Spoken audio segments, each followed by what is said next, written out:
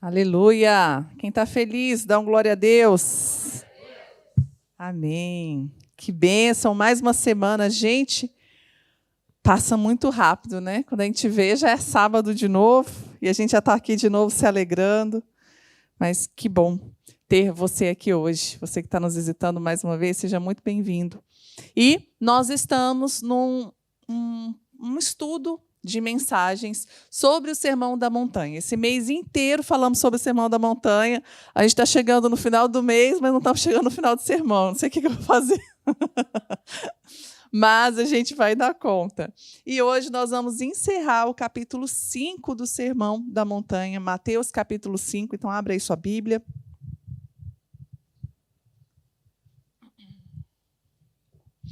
E a gente está estudando ponto a ponto, que foi aquilo que Jesus estabeleceu como princípio do ministério dele, do ensino no ministério de Jesus. E é muito importante na nossa caminhada a gente ter todas essas palavras de Jesus arraigadas no nosso coração, muito bem aprendidas, porque isso aqui é a base do Evangelho, isso aqui é a base da vontade de Deus para as nossas vidas, e hoje nós vamos começar lendo lá do versículo 13.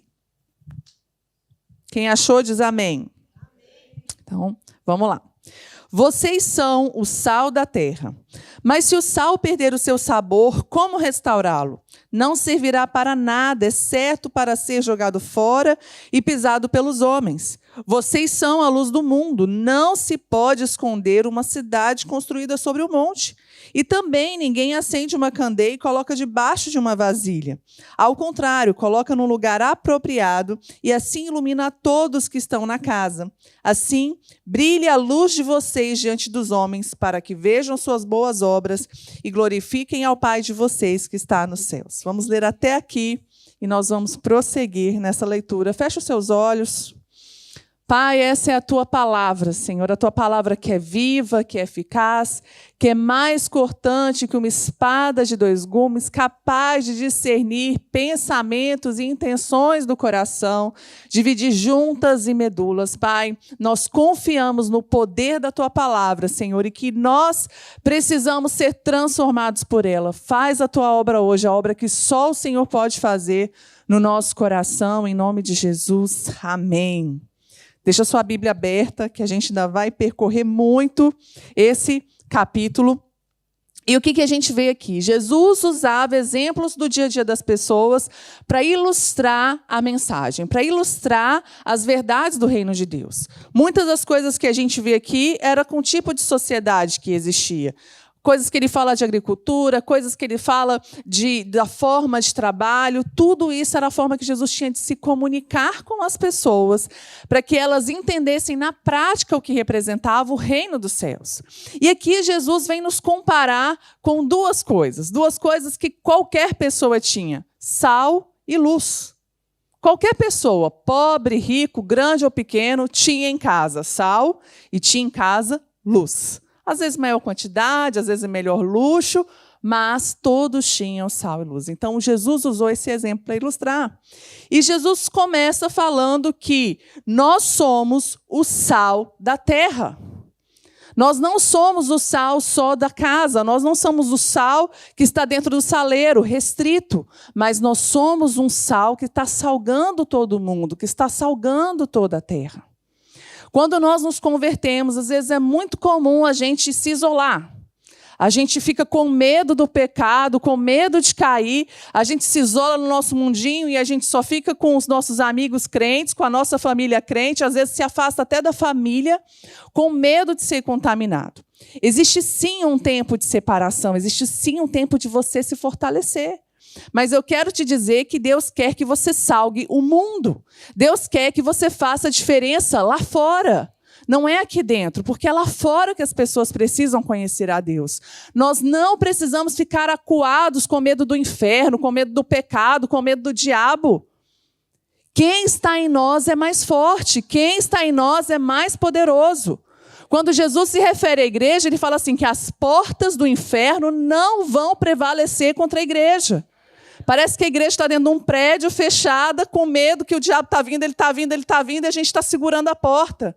Mas não foi isso que Jesus falou. Jesus falou que são as portas do inferno que não resistem à igreja. É a igreja que está avançando, é a igreja que está indo lá no inferno saquear o inferno e falar para o diabo: você não tem poder, porque Deus deu poder à sua igreja pelo nome de Jesus.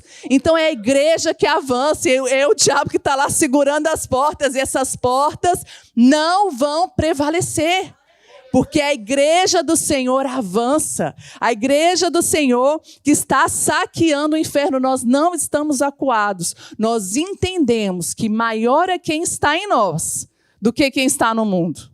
Eu não tenho medo de inveja, eu não tenho medo de maldição, porque maior é o que está em mim do que o que está no mundo. E quando eu vou para lá, eu não vou para lá para ser contaminado, mas eu vou para lá para salgar, para encher de luz todos os lugares aonde Deus me levar. Amém? Deus te capacitou com uma unção, só que você precisa viver debaixo de um propósito. No mundo, você precisa salgar. No mundo, você precisa preservar a sua identidade como filho de Deus, porque senão, Jesus falou, não vai servir para nada. Como é que eu, como igreja, como filho de Deus, povo de Deus, então, tenho que estar no mundo? Não fazendo parte dele, mas influenciando o mundo. Jesus falou, sendo sal e sendo luz. E o que ele queria dizer com isso? Quando eu olho para o sal, para as propriedades que o sal tem, eu consigo entender o que Jesus estava querendo ilustrar quando ele nos compara com o sal. Algo comum, algo que existia nas casas. Primeiro, o sal, e é muito importante, gente, quando nós lemos a Bíblia, que a gente entre na história, que a gente entre no contexto da época, porque o significado que o sal tem para a gente hoje não é o mesmo significado que teve quando Jesus estava falando com aquelas pessoas. Hoje, sal é das coisas mais baratas que existem. Sal é fácil acesso. Na época não era. Na época, sal era algo caro. Tanto por causa de tudo aquilo que o sal podia proporcionar para as pessoas. Os salários eram pagos com sal. Vocês sabiam? A palavra salário vem de sal. Salário. Salário era pago com sal para os soldados romanos. Então, eu preciso entender. E, à época, o sal era a maior estratégia para conservar os alimentos, porque não tinha geladeira, não tinha freezer. O sal que conservava, o sal tirava ali a umidade e fazia com que carnes, alimentos pudessem durar por mais tempo. Jesus está falando, vocês são o sal. Vocês conservam. Por causa de vocês, esse mundo caído não vai se deteriorar ainda mais. Porque vocês estão no mundo e vocês vão ser um padrão para esse mundo, um padrão da verdade, um padrão da justiça, um padrão do caminho de Deus. Nós, quando somos sal no mundo, nós estamos mostrando que existe algo mais excelente. Que nós não precisamos viver a depravação desse mundo, aquilo que é natural, mas porque nós nascemos de novo, nós temos uma nova natureza, nós podemos viver uma vontade de Deus que é reta, que é pura, que é perfeita e que nos conduz à vida. O cristão, como sal no mundo, ele vai fazer com que esse apodrecimento do mundo seja retardado. A sua presença, onde você está, no meio de pessoas que não conhecem a Deus, precisa manifestar a justiça e a verdade de Deus. Precisa manifestar uma mudança de padrão. Outra coisa que o sal faz, o sal, ele dá sede. Quando você come uma comida muito salgada, sua boca já fica seca na hora. E o que isso ilustra? Que nós temos que provocar essa sede, esse desejo em cada pessoa por ir à fonte de águas vivas, por beber da fonte de água que nos dá a salvação, que nos dá a vida eterna. A nossa vida, a nossa presença tem que causar nas pessoas um desejo profundo por conhecer a Deus e por buscá-lo. Mas a terceira característica do sal é a que Jesus mais deu ênfase, que é que o sal dá sabor.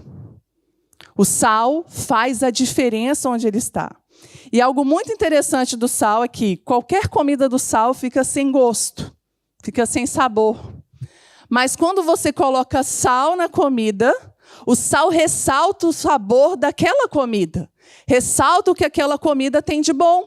Porque se fosse só pelo sal, você ia colocar sal e todas as comidas iam ter gosto de quê? De sal. Só que não é isso que acontece. O sal ressalta o que é bom dentro daquele alimento. Nós, como sal, vamos olhar para as pessoas e ver o que há de bom em cada pessoa e ver do que a natureza de Deus se manifesta dentro de cada coração. O sal, ele dá sabor. Só que Jesus falou o seguinte, que se o sal perder o sabor, ele não serve para nada. Agora eu quero te perguntar, sal perde sabor? Alguém já provou sal sem sal? Deixa eu te falar, sal não perde o sabor. O sal, cloreto de sódio, ele nunca vai perder a propriedade dele de salgar. Então, o que Jesus estava falando de um sal sem sabor? E aí a gente entra na história, entra no contexto. O sal que vinha para o povo de Jerusalém, para o povo de Israel, era o sal que era colhido ali das margens do Mar Morto. O Mar Morto é uma, vamos dizer assim, uma represa, uma laguna, da onde é o lugar mais baixo de toda a terra. Todos os rios que descem daquela região, eles descem para esse lugar mais baixo e eles ficam estocados ali. E o Mar Morto é um lugar com uma concentração de sal altíssima. Tanto que nada afunda lá, porque dá essa diferença de densidade na água. Ainda bem que o Tiago veio hoje me ajudar quando eu esqueço as palavras. Essa diferença de densidade. O Mar Morto tem tanto sal que no Mar Morto não tem nenhum ser vivo, nem bactéria tem no Mar Morto. Nada sobrevive lá, porque tem muito sal. E, na época, todo o sal era extraído ali das margens do Mar Morto. Só que a técnica, tanto de extração quanto de filtragem, de peneira do sal, não eram tão avançadas. E, algumas vezes, esse sal vinha misturado com outras substâncias, principalmente gesso. Vinha misturado no sal. E, quando esse sal ele não era bem purificado, ele ficava sem sabor. Mas não porque o sal tinha perdido o sabor, mas porque ele estava muito misturado com outras substâncias. O que Jesus está nos falando é que nós precisamos ser um sal com sabor, um sal puro, um sal que salga. Porque senão você vai perder a sua utilidade. O cristão, por natureza, ele tem como ter uma natureza um comportamento diferente do de Cristo? Não. Você, como cristão, é natural que você tenha esse sabor, é natural que você tenha esse comportamento. Mas quando nós começamos a nos misturar com as coisas desse mundo, com a cultura desse mundo, os desejos desse mundo, os deuses desse mundo, o padrão desse mundo, nós vamos perdendo sabor. E o que acontecia com esse sal que ficava sem sabor? Esse sal que vinha muito misturado. Ele era estocado nos templos, no templo ou em alguns estoques da cidade, porque em Israel o inverno também é rigoroso. Lá muitas vezes neva. E o templo tinha o chão de mármore e no inverno congelava. Então o chão congelado ficava escorregadio. Eles pegavam esse sal sem sabor, esse sal misturado, inclusive com gesso, que era bom para sugar a umidade, jogava no chão para que o chão não ficasse escorregadio, e todas as pessoas passavam ali por cima. Nas estradas romanas, você pode pesquisar esse livro de história, nas estradas romanas esse sal também era jogado para chupar essa umidade, os carros e as pessoas poderem passar com tranquilidade. Então, Jesus está nos falando que se a gente se contaminar com esse mundo, se a gente começar a imitar o padrão desse mundo, esse sal que existe em nós vai perder o sabor. Esse sal que existe em nós vai perder o propósito. E a única utilidade dele vai ser pisado pelos homens. Vai ser deixado de lado e perder o seu propósito. E além de nos comparar com o sal, Jesus também nos compara com a luz. Ele fala, vocês são a luz do mundo. Mais uma vez, a luz no mundo. A luz, quando ela chega, ninguém pode ignorar. A luz, quando chega, as trevas acabam, fogem, não resistem. Do mesmo jeito que você não consegue esconder uma cidade que foi construída no monte. Você não consegue colocar um pano, tampar, ignorar. Está lá, todo mundo vai ver. Do mesmo jeito, você não pode esconder uma luz que foi acesa. E nós somos essa luz. Nós somos essa luz que, quando nós conhecemos a Cristo, uma luz se acendeu diante de nós. E ela não pode ser escondida. Ela não pode ficar oculta. Por isso que a gente precisa estar lá, a gente precisa manifestar essa luz diante das pessoas. E o que é essa luz? São as boas obras que nós praticamos. É a forma como nós vivemos e nos comportamos que vão ressaltar quem é Deus para o mundo. As casas, elas eram iluminadas com lamparinas. Era um objeto que tinha uma vela e um azeite que alimentava aquela luz. E aquela luz era colocada, iluminava toda a casa. Mas olha o que é interessante, que Jesus fala assim, é colocada em lugar apropriado, ilumina todos que estão na casa. Mas ele começou falando que nós somos a luz do mundo. Essa luz que existe em nós, ela precisa brilhar em lugares altos e em lugares escondidos. Precisa brilhar em lugares onde muitas pessoas estão nos vendo e em lugares onde poucas pessoas estão nos vendo. Precisa se manifestar diante de pessoas muito importantes e precisa se manifestar também diante dos pequeninos. Porque quando nós somos luz, a nossa luz vai brilhar, independente de onde nós estejamos. E Deus espera isso de nós. Essa luz são as boas obras. Jesus fala, assim, brilha a luz de vocês diante dos homens, mas essa luz, ela existe para um propósito. Para que a gente acendeu a luz da igreja? Para iluminar. Ninguém acende a luz para acender a luz. A luz não é um fim em si mesma. Se a luz fosse um fim em si mesma, faria sentido eu acender a luz e guardar ela no armário. Mas ninguém acende a luz para a luz ficar acesa. A luz é acesa para um propósito. A luz que está em você foi acesa para um propósito. E o propósito é a glória de Deus. O propósito é que em tudo que você fizer, em tudo que você falar, a forma como você anda, a glória de Deus seja estabelecida. E aqui fala de obras que devem ser feitas em público. A gente vai ver nos textos mais para frente que Jesus fala de obras de justiça que são feitas em secreto. Mas por que é errado fazer para as pessoas verem? Não, é errado você fazer isso com a motivação ruim. Você fazer isso com a motivação de ser reconhecido. Não é errado você fazer em público. Porque aqui Jesus está falando que as suas boas obras brilhem para que as pessoas vejam. As pessoas precisam ver o seu comportamento. As pessoas precisam ver a mudança que houve na sua vida quando Cristo chegou. Quando você conheceu esse caminho. Por nós mesmos, a gente não consegue manifestar essas boas obras. Mas quando nós vivemos pelo Espírito Santo, Deus se manifesta através de nós. É uma vida de renúncia. É uma vida de deixar a nossa própria vontade para viver a vontade de Deus. E quando eu renuncio e deixo que Deus faça a obra dele em mim, as coisas difíceis ficam fáceis. Porque não vivo mais eu, mas Cristo vive em mim. E como que eu vou manifestar essas boas obras na terra? Ok, já entendi. Mas o que eu tenho que fazer? Como é que eu vivo isso na minha vida prática? Jesus falou. Tem pessoas que falam, eu não sei qual é a vontade de Deus. Meu querido, abra sua Bíblia. Você vai conhecer toda a vontade de Deus. Deus revelou a sua vontade. E a partir daqui, Jesus vai falando dessas boas obras. Como viver essas boas obras? No 17, fala assim, não pensem que eu vim abolir a lei ou os profetas. Eu não vim abolir, mas cumprir. Digo a verdade, enquanto existirem céu e terra, de forma alguma desaparecerá da lei a menor letra ou o menor traço, até que tudo se cumpra.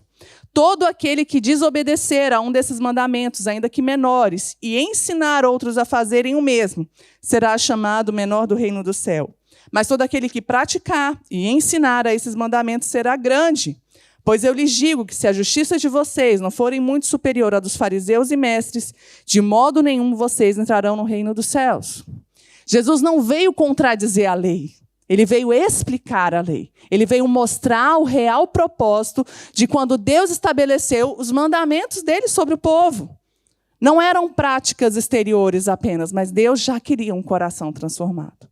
E Jesus vai mostrando em cada passo aqui agora o que é a lei, o que são os profetas, o que Deus espera de nós.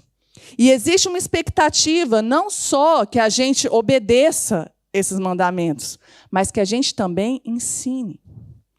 Só que tem algo que é muito preocupante, que o seu comportamento está ensinando outras pessoas. A forma como você vive também é um ensino. Porque as pessoas te observam. E as pessoas podem te imitar. Eu trabalhei muito tempo no Kids, né? Até hoje. O Kids tem meu coração. E às vezes tinha um menino bagunçando, não sei o quê. Aí eu sempre fazia a pergunta. Aí eu falava, para, não está certo. Ah, mas eu não estou fazendo nada. Eu perguntava assim, se todo mundo que está aqui se comportar como você, vai dar certo ou vai dar errado? Aí ele parava para pensar, falava, não, vai dar errado. Porque enquanto só sou eu, está tudo bem, né? Mas se todo mundo fizer... Mas faz essa pergunta para nós. Se todo mundo se comportar como eu me comporto, vai dar certo ou vai dar errado? É isso que Deus espera de mim? Então, o nosso comportamento também é um ensino. E Jesus falou que o nosso ensino, o nosso comportamento, a gente não pode só falar, a gente tem que fazer. Porque ele fala assim, se a justiça de vocês não exceder a dos fariseus, o que acontecia com os fariseus? Eram pessoas que ensinavam, que falavam, mas não viviam. Se não exceder, é nulo, não vale para nada. Nós precisamos viver uma vida transformada. E agora, apertem os cintos, porque vai começar a ficar estreito. Literalmente. A gente não vai ler esse texto hoje, não. Mas agora a gente começa a ver que a porta de fato é estreita, que o caminho é estreito, mas que é possível.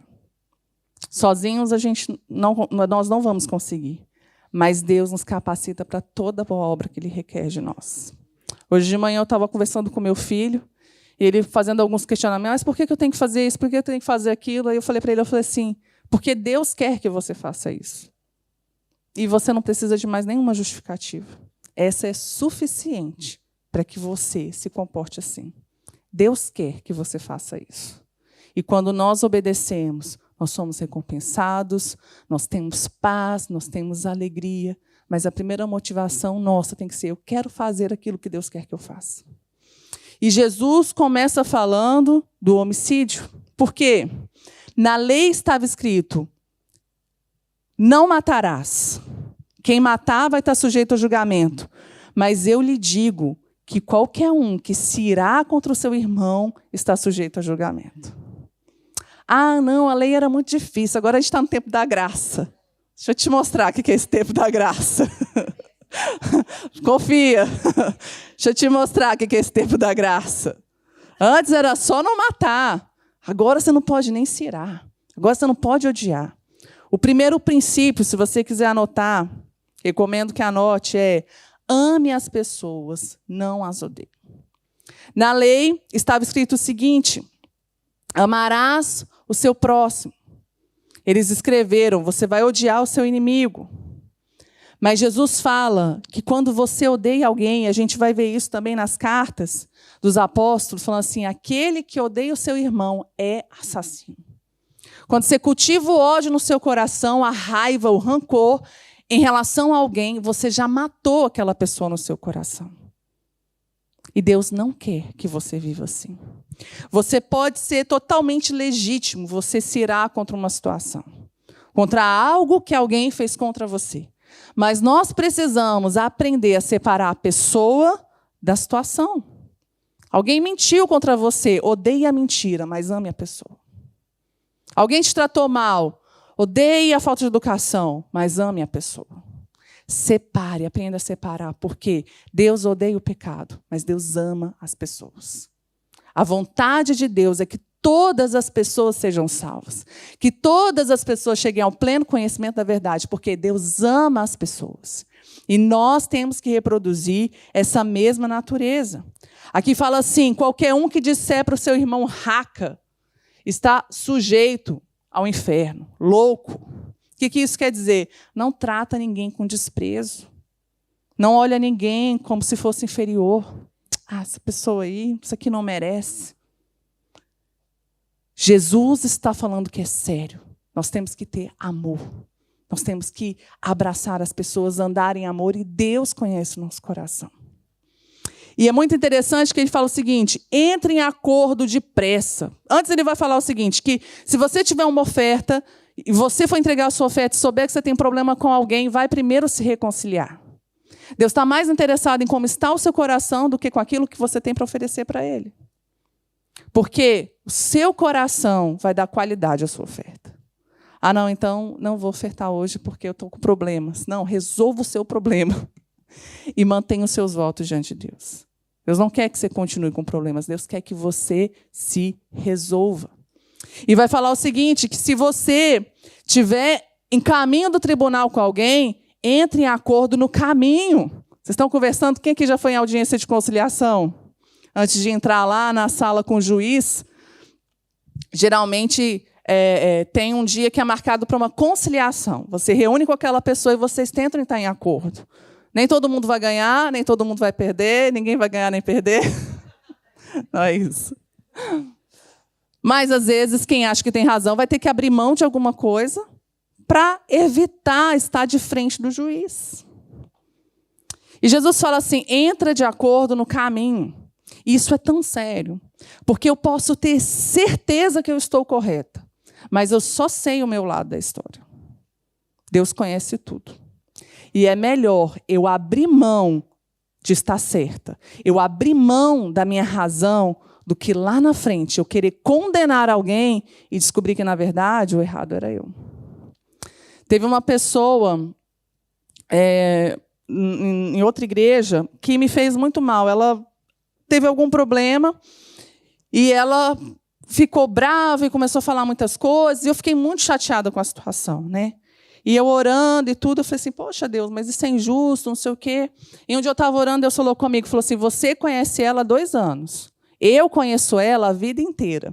E num segundo, eu vi a história dela.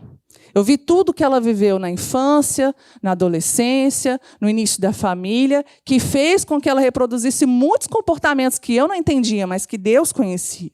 E o que Deus queria de mim é que eu manifestasse misericórdia e não juízo. Então, é melhor você entrar em acordo agora. Não deixa para amanhã. Se resolve. Porque Deus tem o conhecimento completo. Deus sabe de toda a história. Não deixa para o julgamento. Se resolva agora. Abra mão da sua razão. Não condene ninguém. Perdão, amor, resolva. Situações, problemas não são para ser administrados. Problemas são para ser resolvidos. Resolva os problemas, ande em amor, no que depender de você. Nós falamos isso semana passada. Nem tudo depende da gente, né? Mas no que depender de você, ande em paz com todos. Chama para conversar. Às vezes a pessoa não vai querer, mas você vai fazer a sua parte. Tenha seu coração em paz diante de Deus com todas as pessoas. Segundo, ele vai falar sobre o adultério. O que isso quer dizer? Seja fiel às suas alianças. O casamento é a aliança que espelha o nosso relacionamento com Deus. O casamento é algo tão sério, tão forte para Deus, que nós, igreja, somos chamados de noiva, Jesus é chamado de noivo, e o nosso grande encontro vai ser o quê? Um casamento. Bodas do Cordeiro. Deus quer que nós tratemos o nosso casamento com a seriedade que Ele está tratando o casamento, que a gente seja fiel às nossas alianças. O adultério, ele é a consumação de um ato, uma traição, quando é consumado. Mas Jesus fala assim, olha, o pecado não começa aí. O pecado começa quando você acolhe o desejo no seu coração. É uma segurança para você. Você dá um passo para trás. Você rejeitar o desejo de fazer o mal antes de praticar o mal. Porque as consequências são maiores. É melhor você confessar a tentação do que você confessar pecado. Pare antes. Se afasta de tudo aquilo que te conduz a pecar. Às vezes, você abandonar uma prática que te conduz ao pecado vai doer tanto quanto você arrancar um membro do seu corpo. Não é literal o texto, não está falando se a sua mão te faz pecar, lance fora. Se seu olho te faz pecar, lance fora. Jesus não está mandando ninguém se mutilar. Mas muitas vezes abandonar uma prática errada, algo que você tem costume de fazer, vai te doer tanto como se você estivesse perdendo uma parte do seu corpo. Mas é melhor você renunciar uma parte do seu corpo do que todo o seu corpo ser condenado. Ter mão não é pecado. Ter olho não é pecado. Mas Jesus está falando para você abrir mão disso. Existem coisas na sua vida que não são pecado. Amizades que não é pecado ter amigo. Não é pecado você acessar a internet. Tem coisas que não são pecado, mas que você vai precisar abrir mão, porque essas coisas estão te conduzindo ao engano. Essas coisas estão te conduzindo ao erro. E essas coisas estão te afastando de Deus. Existem coisas que não são pecado, mas que te levam a pecar. Então, renuncia antes de chegar às últimas consequências. Depois, Jesus vai falar sobre o divórcio. Vai falar, olha, vocês ouviram o que foi dito? Se alguém quiser se divorciar da sua mulher, dá a certidão de divórcio, mas eu lhe digo que qualquer um que se divorciar da sua mulher, a não ser por imoralidade sexual, faz com que ela se torne adúltera. E quem casa com mulher divorciada também está cometendo adultério. O que aconteceu? Houve uma permissão na lei de Moisés para que as cartas de divórcio fossem emitidas, para que as separações fossem oficializadas. Mas existiam critérios para isso. O que os religiosos e os fariseus fizeram? Qualquer motivo agora, se qualquer coisa na minha mulher me desagradasse, eu podia dar carta de divórcio para ela. Existe na cultura dizendo que se a mulher queimasse a comida, ela podia receber a carta de divórcio. Quem aqui? Não vou perguntar, não. Vou perguntar, não. Mas os ensinamentos dos religiosos diziam isso. Se houver qualquer coisa na sua esposa que te desagrade, você pode dar a carta de divórcio para ela. E Jesus está ensinando que alianças não são descartáveis. Alianças que são feitas diante de Deus, elas têm que superar as situações. Elas têm que superar os problemas, porque a aliança que Deus tem conosco, ela é eterna. E os nossos relacionamentos precisam espelhar o relacionamento que Deus tem conosco. No versículo 33, vai dizer assim, vocês também ouviram o que foi dito aos seus antepassados. Não jure falsamente, mas cumpra os juramentos que você fez diante do Senhor. Mas eu lhes digo, não jurem de forma alguma, nem pelo céu, que é o trono de Deus, nem pela terra, que é o estrado dos seus pés, nem por Jerusalém, que é a cidade do grande rei. E não jure pela sua cabeça, porque você não pode tornar branco nem preto um fio do seu cabelo. Seja o seu sim, sim, e o seu não, não. O que passar disso vem do maligno. Número 4, tenha uma só palavra. Se você falou que vai fazer, faça. Você não fale que não vai fazer. Que o seu sim seja sim, e não um talvez ou um será. Que o seu não seja não. Eu lembro criança, né? A gente falava, você jura? Aí a gente falava, não pode jurar. Mas, geralmente a gente falava isso quando a gente não estava falando a verdade. Não pode jurar. Não é que não pode jurar, é porque você não precisa. Quem jura? Quem a palavra não garante muito. Você precisa fazer um juramento. Mas quando o seu sim é sim, quando você é uma pessoa de confiança, você vai falar, é isso. E vai gerar confiança. Porque você tem costume de fazer aquilo que você compromete a fazer. E essa é uma boa obra que manifesta luz e que glorifica a Deus. Ah, não, isso é besteira, ninguém nem... Isso é uma boa obra que manifesta a luz e que glorifica a Deus. Número 5, sobre a vingança. Vocês ouviram o que foi dito, olho por olho, dente por dente, mas eu lhes digo, não resistam ao perverso. Se alguém ferir a face direita, ofereça também a outra. E se alguém quiser te processar e tirar a sua túnica, deixe que leve também a sua capa. Se alguém forçar você a caminhar 1 milha, vai com ele 2. Dê a quem te pede, e não volte as costas àquele que deseja pedir algo emprestado. Na lei de Moisés foi estabelecido olho por olho, dente por dente. Isso era um limite para uma vingança. Vingança em que sentido? Alguém te fez mal, você tinha o direito de devolver para essa pessoa na mesma medida. Então, se a pessoa te arrancou um olho, você tinha direito do olho dessa pessoa. Se essa pessoa te quebrou um dente, você tinha direito do dente daquela pessoa. Quando a gente vê olho por olho, dente por dente, parece que mas não é. A lei estava estabelecendo um limite para que ninguém se vingasse além da medida. Quem lembra de Lameque, que fala lá no livro de Gênesis? Lameque é a pessoa que a Bíblia mostra que teve mais de uma esposa. E ele fala o seguinte: eu matei uma pessoa porque esbarrou em mim. Esse é o retrato da vingança. A vingança não se sacia em ter justiça. Justiça e vingança é diferente. A justiça, você quer o reparo de um dano. A vingança, você quer que a pessoa fique pior do que aquilo que ela fez com você. Então, a lei veio para estabelecer um parâmetro. E Jesus falou assim: você tem direito? Teria. Mas eu quero te dizer, abre mão do seu direito. Ao invés de ser olho por olho, dente por dente, alguém está te exigindo algo, faz além. Dá mais. Pega aquilo que você está sendo obrigado a fazer e torna isso num serviço, torna isso numa oferta. É interessante que quando Jesus fala aqui, obrigar a andar uma milha, o povo de Israel estava aqui sujeito ao governo de Roma. Então, eles tinham uma certa liberdade, mas em algumas coisas eles tinham certas obrigações. E era estabelecido que um soldado romano tinha o direito de fazer qualquer judeu caminhar até uma milha. Se um soldado romano tivesse com uma carga que tivesse que levar, ele podia pegar qualquer judeu no meio do caminho e falar assim: leva essa carga. Podia caminhar até uma milha. Depois disso, a lei não cobria mais, não podia exigir, porque eles não eram escravos, eles eram sujeitos. Tanto é que, lembra da história? Quem lembrou? Simão de Cirene foi chamado para quê? Para ajudar a carregar a cruz. Porque existia essa prerrogativa. E Jesus fala assim: olha, alguém te obrigou a andar uma milha? Faz o seguinte, anda 2. Faz mais. Faz além. Não sirva por obrigação, mas sirva de coração. Porque quando você confia na justiça que vem de Deus, e esse é o 5, confie na justiça que vem de Deus. Quando você confia na justiça que vem de Deus, você está andando por fé.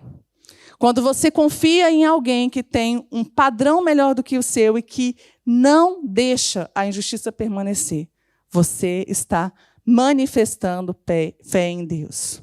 Perdoar e fazer além do que se pede é também um passo de fé daqueles que decidiram confiar em quem tem uma justiça e uma recompensa muito superior à sua. Você pode fazer justiça com as suas próprias mãos. Você vai ter essa recompensa. Mas se você abrir mão da sua justiça e deixar Deus fazer justiça por você, você vai ter uma recompensa muito maior. E isso também é fé.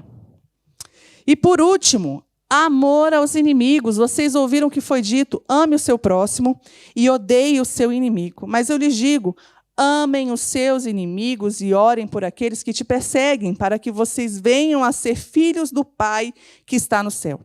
Porque ele faz raiar o sol sobre os maus e os bons, e derrama chuva sobre justos e injustos. Se vocês amarem os que amam vocês, que recompensa vocês receberão? Até os publicanos fazem isso.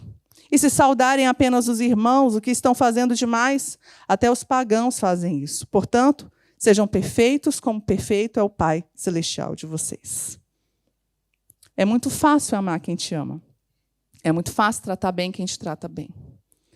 Mas o padrão de Deus, a graça de Deus que te capacita para fazer aquilo que você não consegue fazer sozinho, vai fazer com que você ame os seus inimigos e ore por aqueles que estão te perseguindo.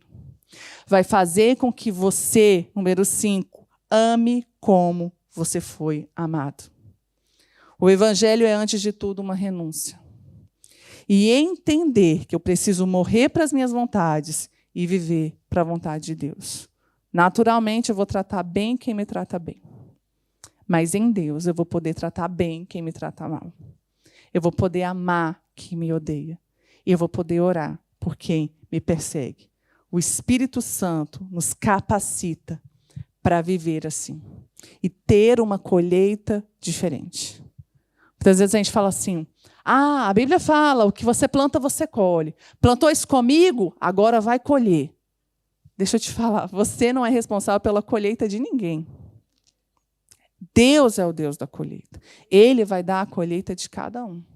Tudo que você faz é uma semente. Às vezes você acha que está dando uma colheita para alguém, mas deixa eu te falar, você também está plantando. E você vai colher. Então, plante o bem. Plante perdão. Plante o amor. Porque Deus vai fazer com que você colha. E se nós somos filhos de Deus, nós temos que manifestar essa natureza de Deus. Deus faz o bem para quem é bom e para quem é ruim. O sol está nascendo todos os dias, para justo, injusto, para bom e mal. Porque Deus não faz acepção de pessoas. Nós também não vamos fazer. Nós também vamos amar bons e maus, porque nós somos filhos de Deus. E nós manifestamos a natureza desse Deus. Amém? Você pode ficar de pé?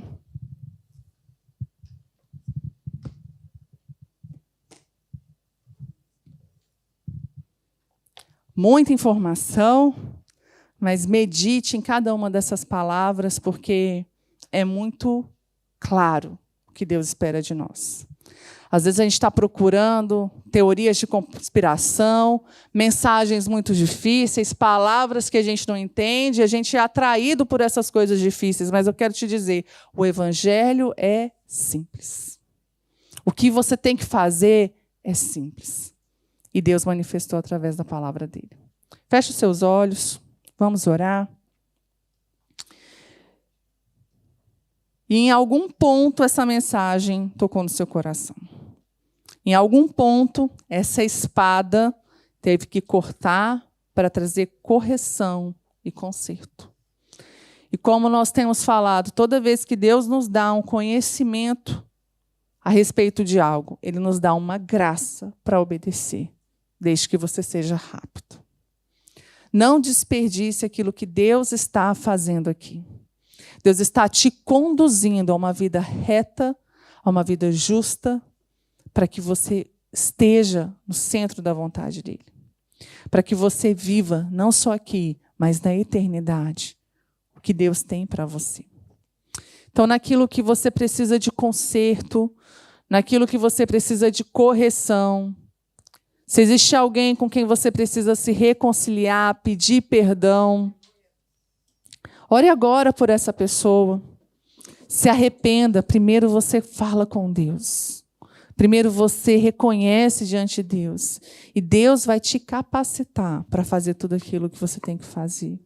Se existe alguém que te deve, e eu não estou falando de dinheiro, eu estou falando de deve. Desculpas, te deve recompensas, te deve reconhecimento. Deixa agora, entrega nas mãos de Deus. Libera perdão.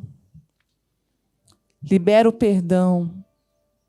Entenda que existe uma recompensa em Deus muito maior do que aquilo que você pode buscar na sua própria capacidade por suas próprias mãos. Pai, nós pertencemos a Ti, ó Deus. O nosso coração é Teu. E nós Te louvamos, Senhor, porque nós não somos ovelhas sem pastor. Não somos um povo desgarrado e sem direção. Mas nós temos a direção da Tua palavra, Senhor, para nos corrigir, para nos podar, Senhor, que nós sejamos podados, Senhor, podados, limpos por essa palavra, para tirar todo o excesso, para tirar tudo aquilo que está consumindo as nossas vidas no lugar errado. Que nós sejamos podados para que não sejamos cortados. Senhor, que nessa noite o conserto que vem de Deus, o arrependimento que vem de Deus, enche o nosso coração e nos alinha a essa vontade que é perfeita, que é boa e que é agradável. Enquanto o louvor ministra uma canção, fale com o Senhor, coloque seu coração diante dele. Te amo, Deus, tua graça nunca falha. Todos os dias eu estou em tuas mãos. Desde quando me levanto até eu me deitar, eu cantarei a bondade de Deus. fiel em todo tempo. Em todo tempo tu és tão bom. Com todo o fôlego que tenho, eu cantarei da bondade de Deus. A melhor forma de você ser bondoso com alguém é você entender a bondade que te alcançou. Na escuridão, tua presença me conforta. Sei que és meu Pai, que amigo és. Eu vivo na bondade de Deus. És fiel em todo tempo. Em todo tempo tu és tão bom. Com todo fôlego que tenho, eu cantarei a bondade de Deus. Tua bondade me seguirá, Senhor. Tua bondade me seguirá, Senhor. Eu me rendo a ti, te dou o meu ser, entrego tudo a ti. Tua bondade me seguirá, Senhor. Existe perdão para todo aquele que se arrepende. Existe um caminho de bondade e misericórdia para todo aquele que busca ao Senhor. Quando o Senhor te corrige, não é para te quebrar, mas é para te levantar. Quando o Senhor nos corrige, não é para nos enfraquecer, mas para nos fortalecer, porque Ele é bom. E bondade e misericórdia nos seguirão todos os dias da nossa vida. Eu quero fazer um convite, se você ainda não confessou Jesus como Senhor e Salvador da sua vida, se você ainda não tomou esse passo publicamente, de entregar o seu coração nas mãos dele, hoje é uma noite de salvação. Deus está aqui e Ele te vê. Ele vê o seu coração e Ele quer te alcançar com esse amor.